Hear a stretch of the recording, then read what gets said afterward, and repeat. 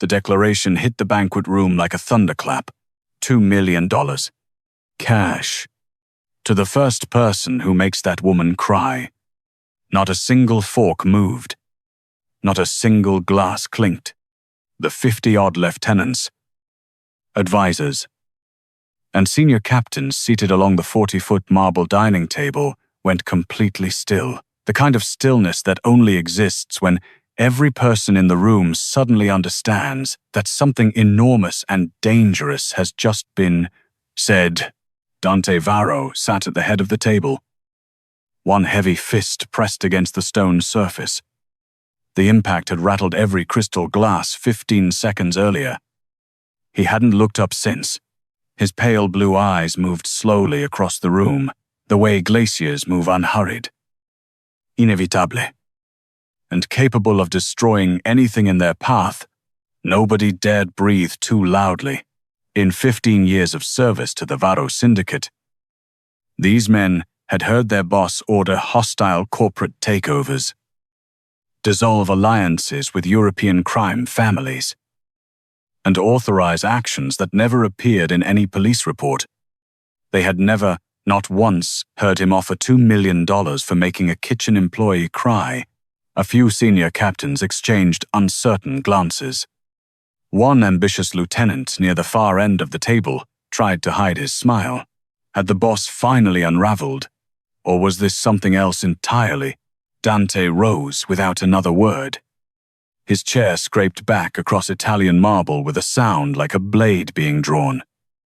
He walked toward the side exit at a measured pace. And only one person followed his oldest advisor. A silver-haired man named Callum Reed, who had worked beside Dante since before most of these men had joined the organization. When the heavy oak doors closed behind them, Dante finally stopped. He spoke without turning around, his voice barely above a murmur. If someone succeeds... Callum waited. They answered to me personally. The old advisor said nothing. He had learned long ago that some sentences didn't require a response. He recognized the particular flatness in Dante's voice, the tone that meant a verdict had already been delivered. Someone had already been sentenced. They simply hadn't been informed yet. 3 weeks earlier, Nadia Calloway had arrived at the Varro estate carrying 2 enormous duffel bags. A box of specialty spice jars wrapped in dish towels, and an expression of cheerful astonishment that made the 4-armed guards at the front gate exchange genuinely confused looks. Most people who approached the iron gates of Varro Manor looked like they needed a bathroom. Nadia looked like she'd just won a contest.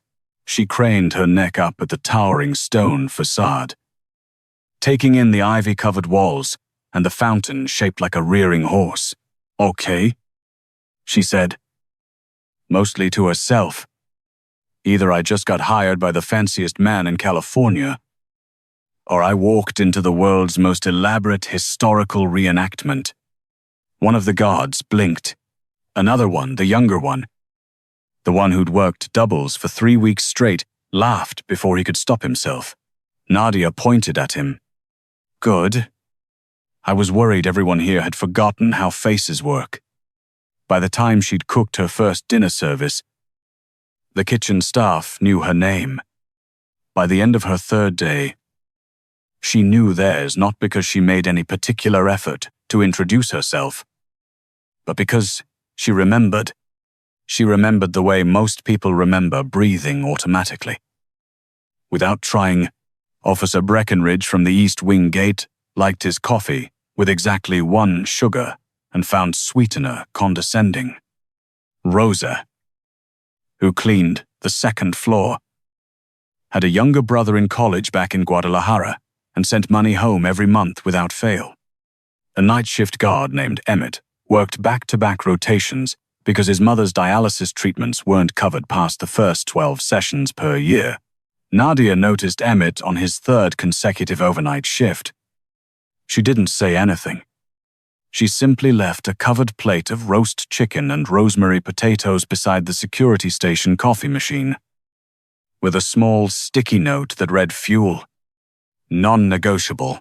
The next night, there were 2 plates.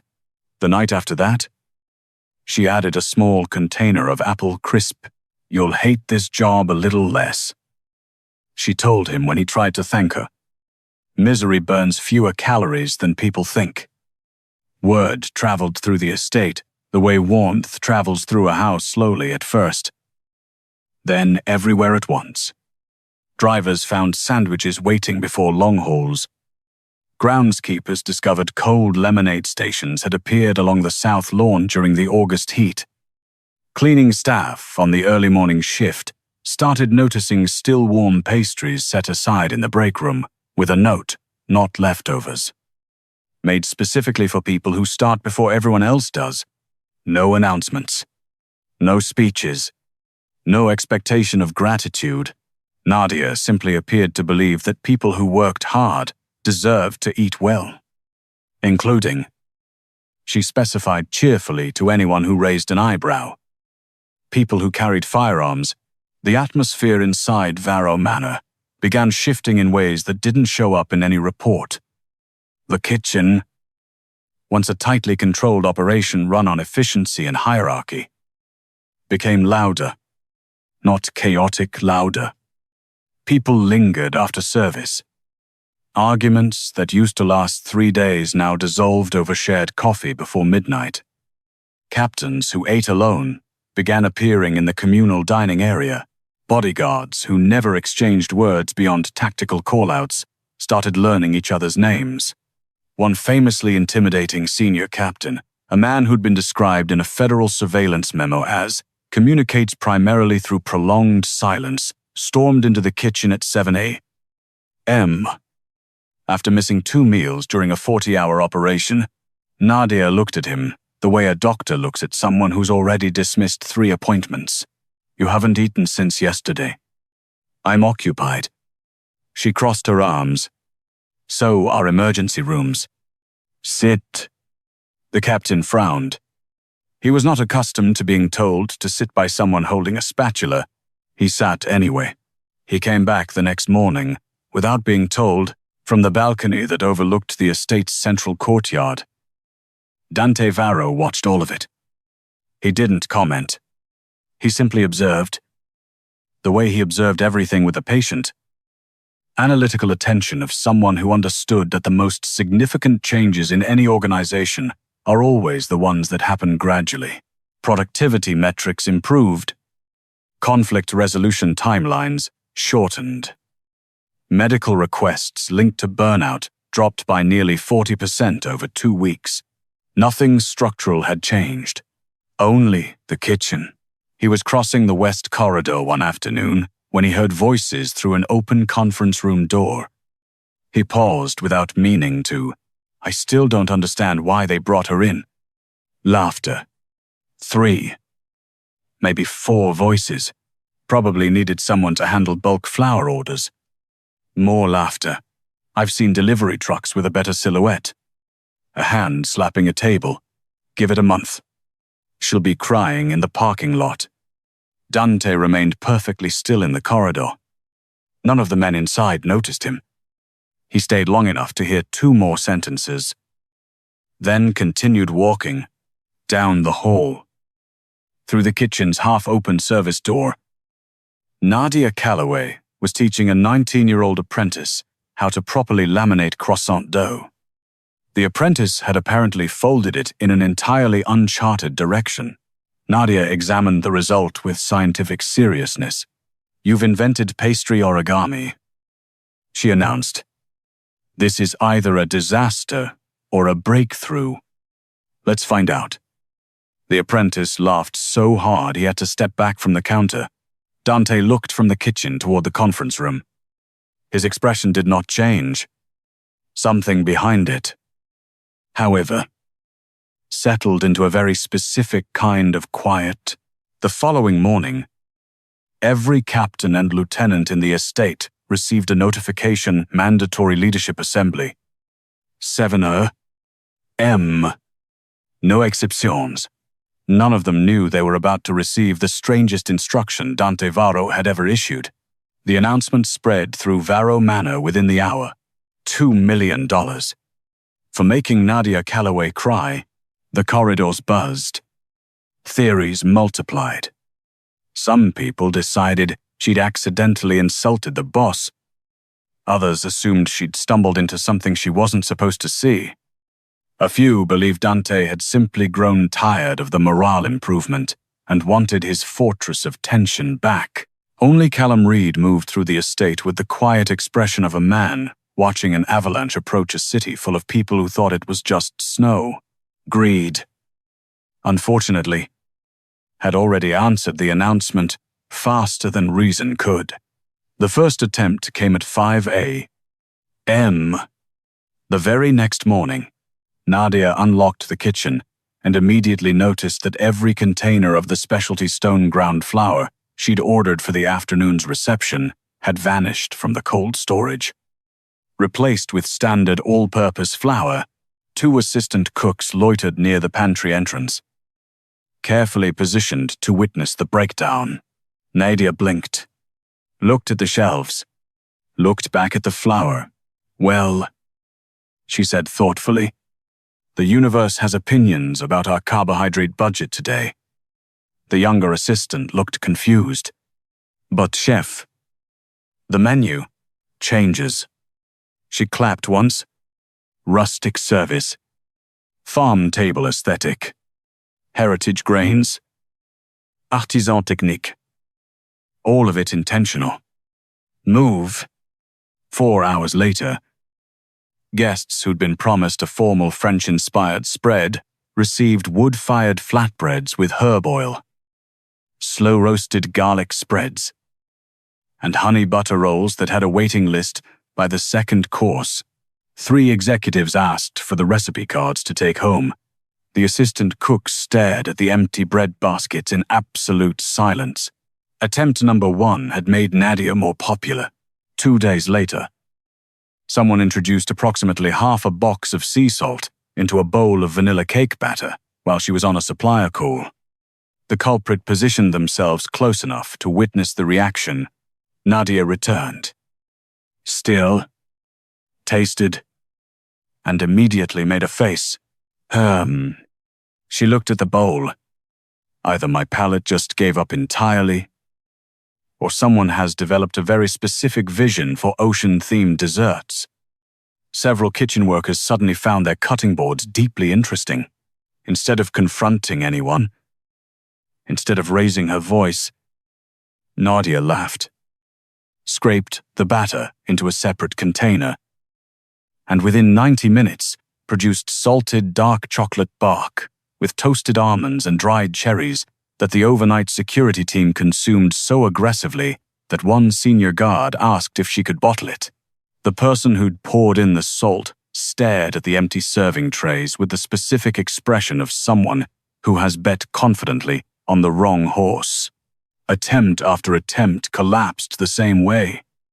Someone hit her favorite apron, a faded green canvas, one embroidered with small marigolds by her late grandmother.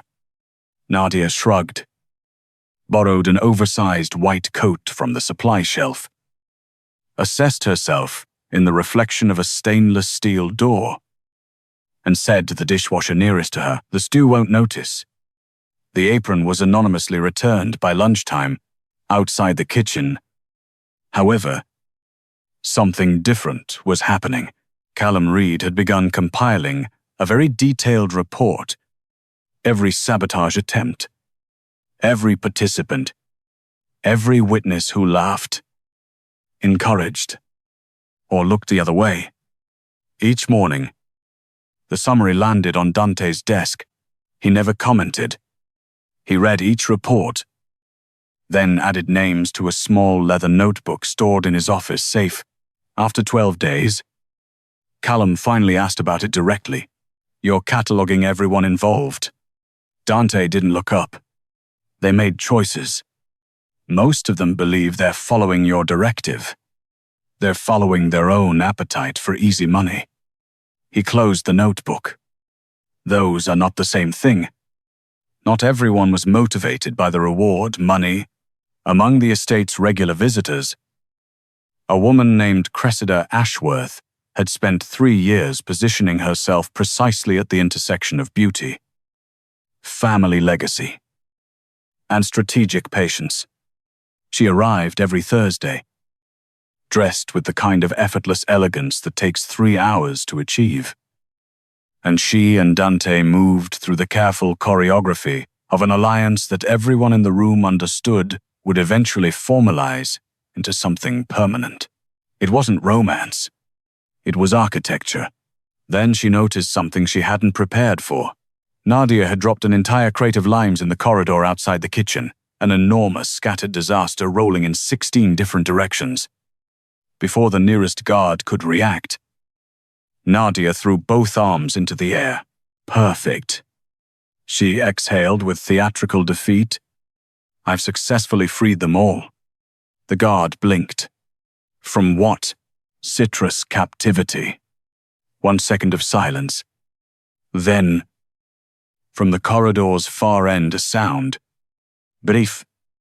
Low. Almost involuntary. The kind of sound a person makes when something genuinely surprises them into forgetting to suppress it. Every guard in the corridor turned simultaneously. Dante Varro, the man who had once sat through a 3-hour federal deposition without changing expression, had laughed. It lasted less than 2 seconds. His face returned to stone before anyone could fully process what they'd seen. He continued walking without comment, but Cressida had seen it. More importantly, she'd seen where he was looking when it happened. Not at the limes. Not at the guards. At Nadia, who was chasing escaped citrus across the corridor floor. Completely unaware she was in the presence of someone who hadn't genuinely laughed in the better part of 4 years. Cressida's perfectly composed expression didn't shift, but her fingers tightened almost imperceptibly around her handbag strap. A kitchen employee, a plus-size chef who didn't seem to realize she was standing in front of one of the most powerful men on the West Coast. She had done what years of calculated positioning, curated elegance, and family-negotiated alliance had never accomplished. Made him forget himself. Just for a moment. Just once. That was enough. The warmth that had been building inside Cressida for weeks cooled into something sharper and considerably more dangerous. Nadia didn't notice any of this. She was focused, instead, on the unexpected friendship developing with a young captain named Garrett Malone. At 27, Garrett was the organization's most quietly effective problem solver, the kind of man who resolved situations before they became emergencies and never needed anyone to know about it afterward. He appeared in the kitchen for the first time on a Tuesday, looking like someone who'd forgotten what a meal felt like. You skipped lunch, Nadia observed, and breakfast. She pointed at a stool. Sit. I'll reverse whatever is happening to you.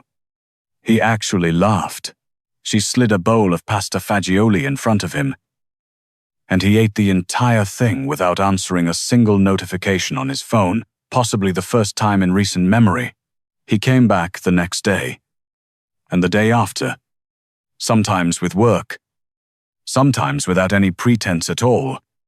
The kitchen had a specific quality he couldn't find anywhere else in the estate, the distinct sensation that whatever you'd spent your day doing, it was fine to set it down for 40 minutes.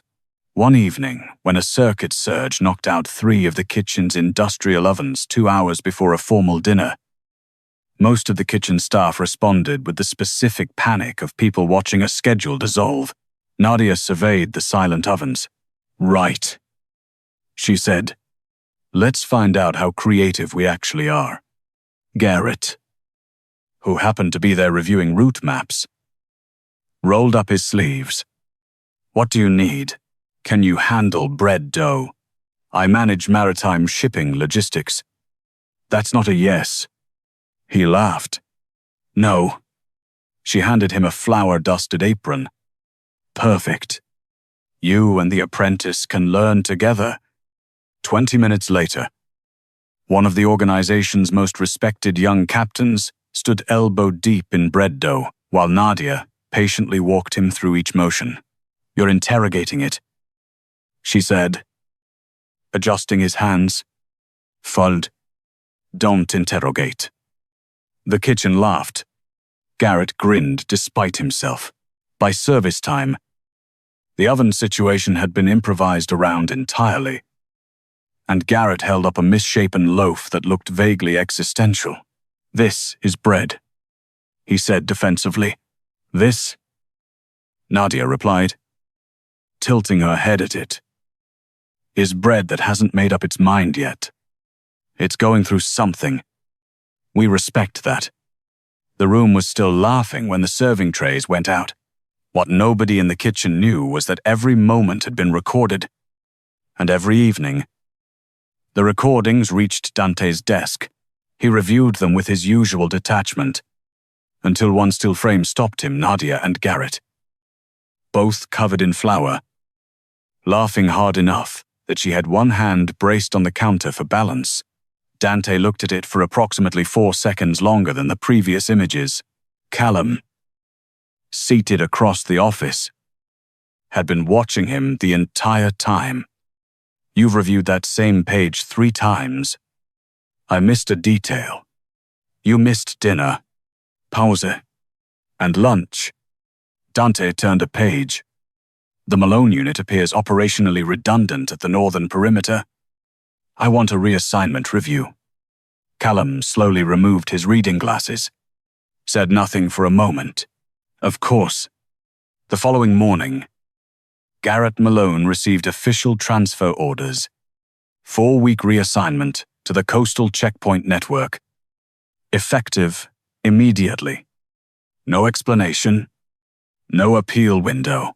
Nadia noticed his empty stool before noon. That afternoon, she encountered Dante near the estate library. He was reviewing documents. She hesitated and then, because Nadia Calloway had never in her life successfully talked herself out of asking a direct question, she spoke. "Did Captain Malone do something wrong?" Dante looked up. "No." "Then why was he transferred? Operational necessity?" She tilted her head slowly. "That's interesting." He waited. "Because," she said, counting quietly on her fingers, "the groundskeeper who showed me the herb garden got reassigned last week. The driver who gave me a ride when my car wouldn't start was moved to the northern team the day after. And now Garrett." She looked at him with genuine, uncomplicated puzzlement. "Everyone who's kind to me seems to end up somewhere else. Is there a policy about that?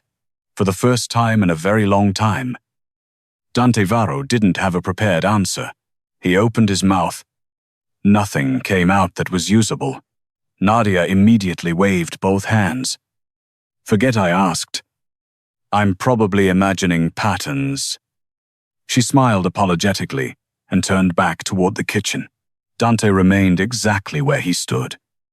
Watching her go, Callum materialized from the adjacent hallway with the timing of a man who had witnessed the entire exchange. "That," he said quietly, "could have gone more smoothly." Dante said nothing, because Callum was right. And he had no dignified response to being outmaneuvered by a chef asking a completely reasonable question. The staff noticed the transfers. Of course, late-night coffee breaks in the security station produced increasingly confident theories. You notice anyone who spends real time with Chef Nadia ends up on the coast road. Except the boss. The boss isn't protecting the kitchen. An older driver leaned back in his chair. He doesn't like the competition. Brief silence. Competition for what? The driver raised an eyebrow. Didn't answer. Nobody wanted to say it out loud because it sounded completely unreasonable. Dante Varro, the coldest, most strategically disciplined crime boss on the West Coast, jealous of a captain helping someone bake bread. Impossible. And yet, the transfers kept happening. Cressida Ashworth had watched all of it with increasing calculation. She saw the changed routes. Dante's morning walks took somehow always ending near the kitchen corridor. She noticed that he accepted coffee directly from Nadia's hand, without the standard protocol of having it checked first. She catalogued the 3 separate occasions she'd heard him make a comment that was, functionally, a joke. He'd never once done that in her presence. 3 years of carefully positioned alliance.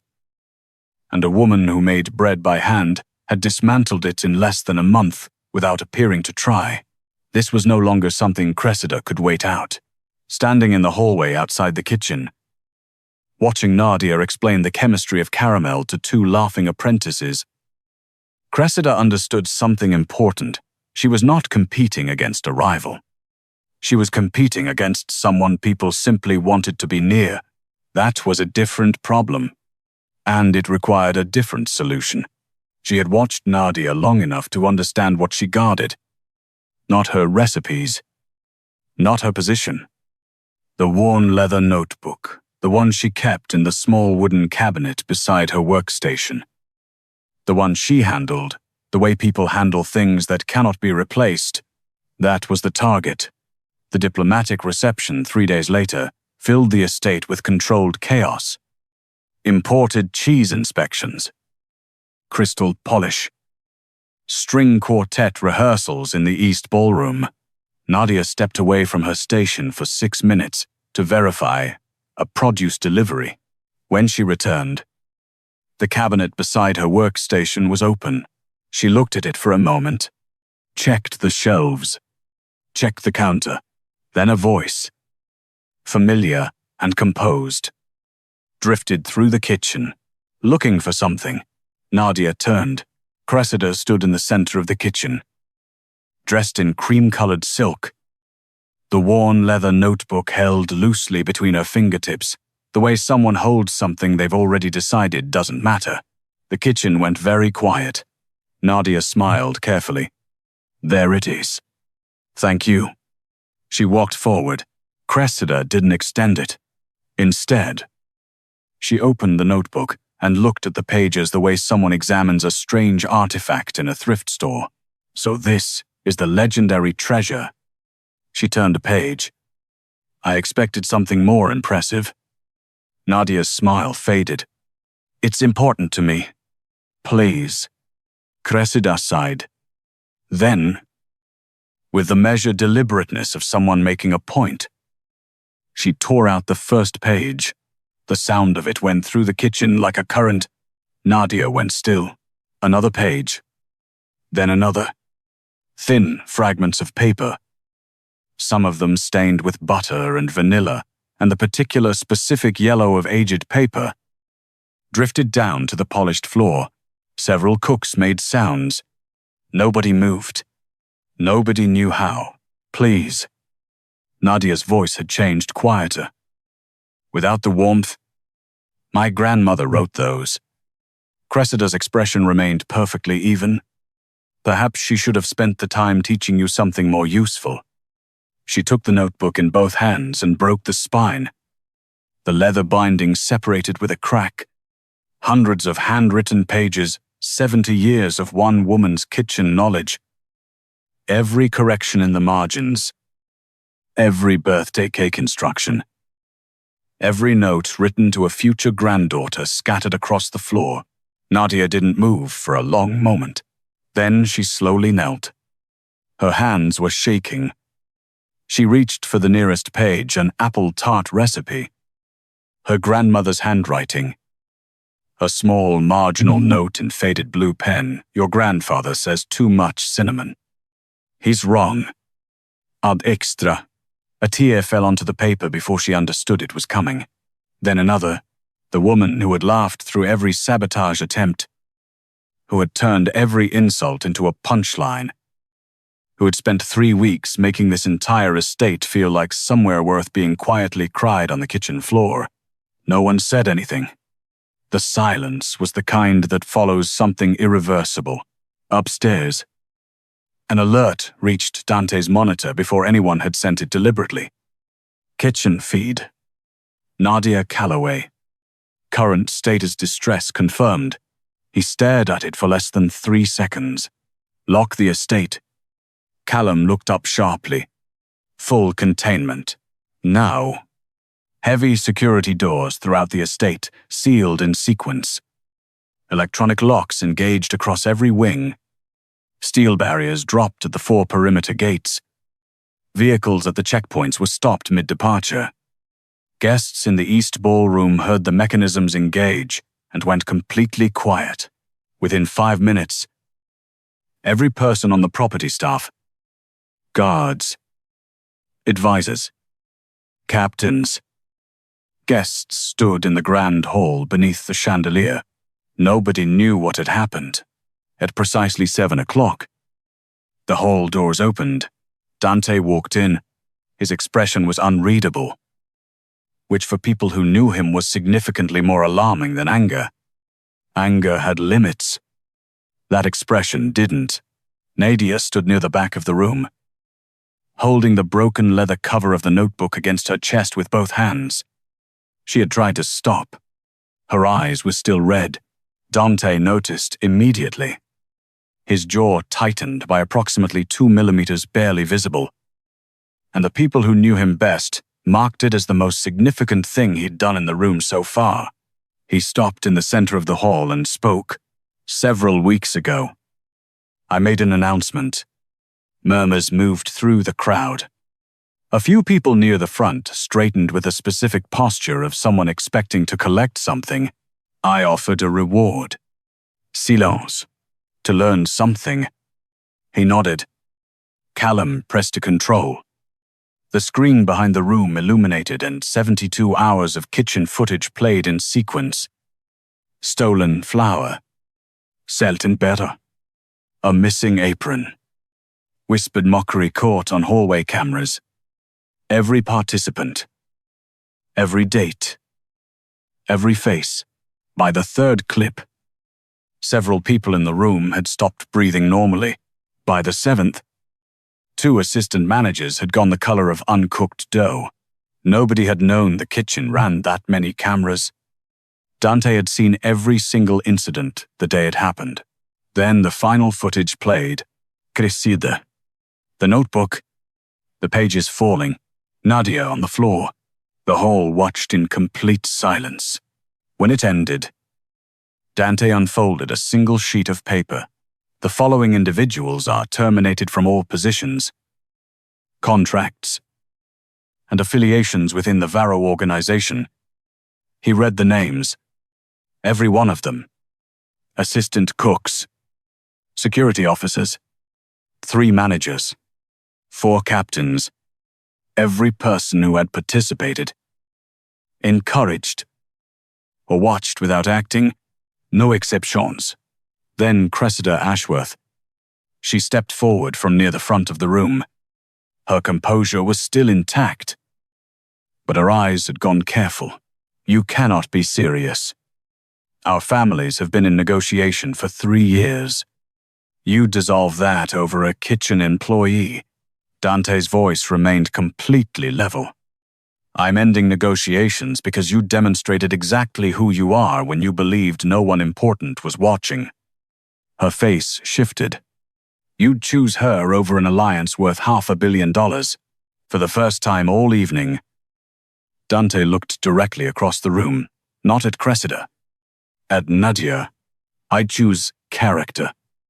He said. The 2 words sat in the silence for a long moment. 2 security officers stepped beside Cressida.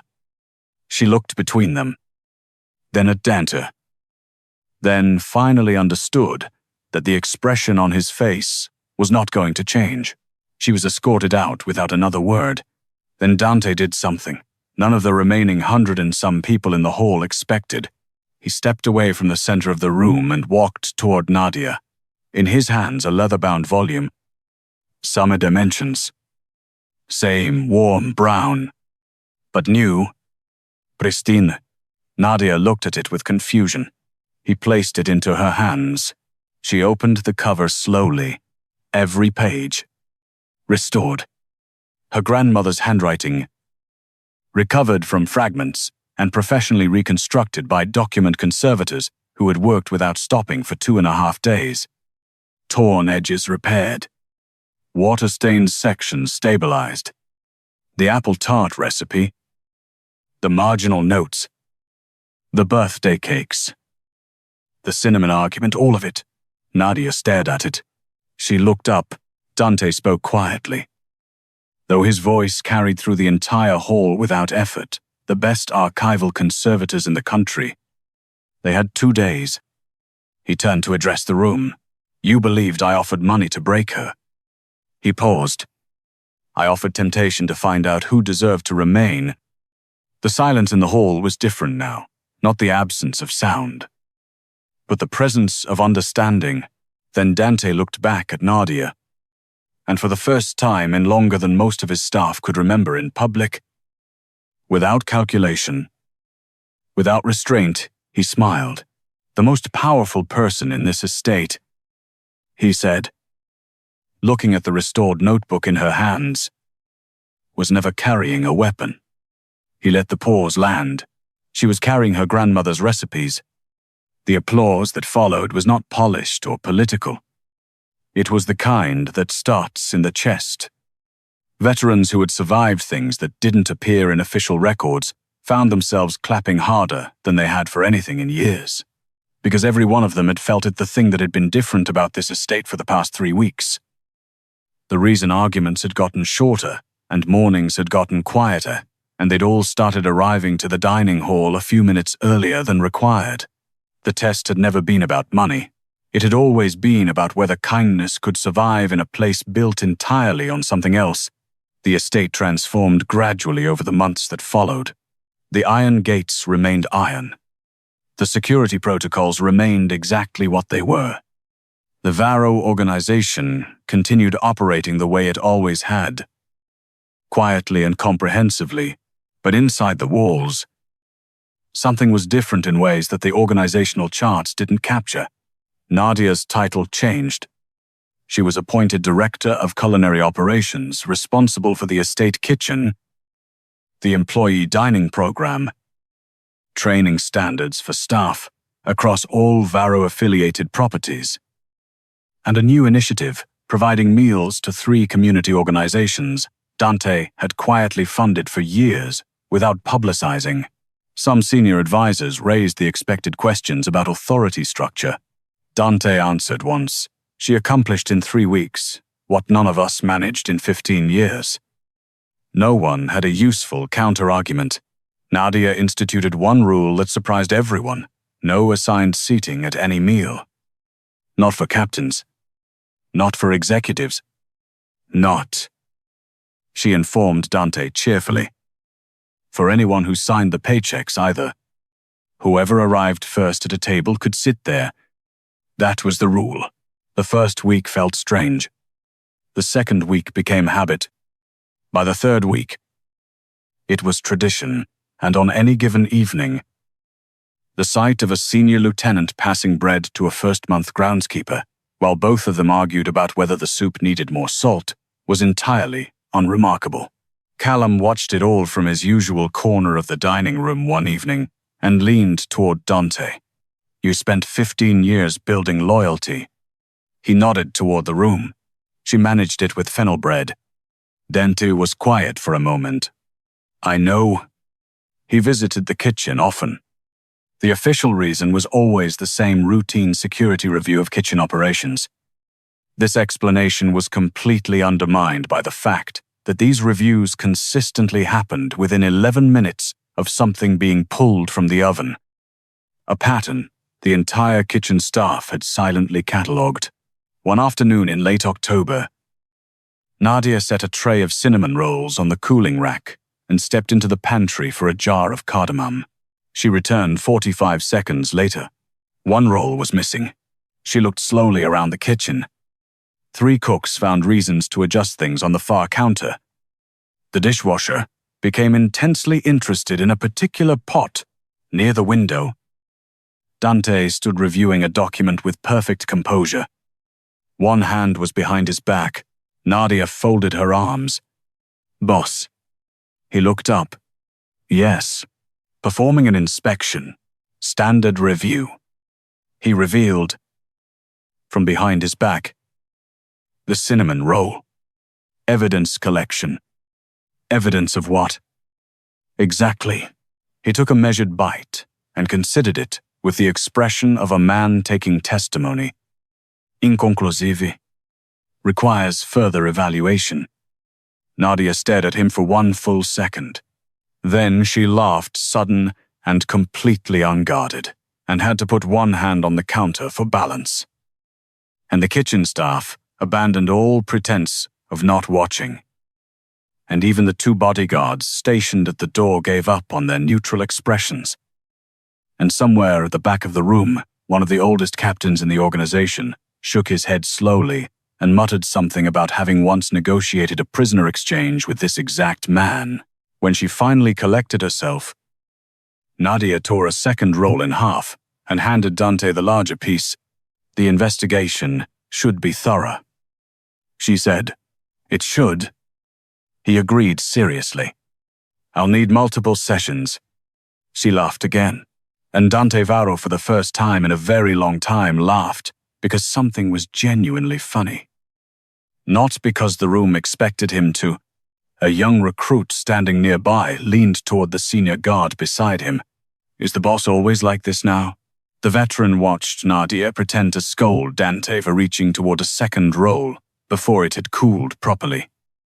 While Dante listened to the correction with the gravity of someone receiving operational intelligence. "No," the veteran said. "He used to think the way you keep people is by making them afraid to leave." The recruit looked at the room captains and cooks sharing coffee at the same table. The sound of actual conversation. The warm smell of bread that had somehow become the permanent baseline atmosphere of a criminal estate. What changed? The veteran was quiet for a moment, watching Nadia hand Dante the second roll anyway, despite the lecture. And Dante accepted with the careful dignity of a man who has won something important. She taught him what the good ones always eventually figure out. The veteran said finally, "The places that last aren't the ones people are scared to leave." He watched Dante say something that made Nadia laugh again. They're the ones people can't imagine not coming back to. Outside, the iron gates of Varro Manor were exactly as they'd always been closed. Substantial. And serious. Inside, the coldest organization on the West Coast had become something its rivals could study for years without understanding. Not because of fear, not because of money, because someone had shown up with 2 duffel bags and a grandmother's cookbook and the fundamental, unshakable belief that feeding people was always a better strategy than frightening them. And the only battle Dante Varro had ever been genuinely grateful to lose was the quiet one, the one he'd surrendered without quite realizing it to the fearless cook who ran his kitchen like she was the only person in the building who understood what it was actually for.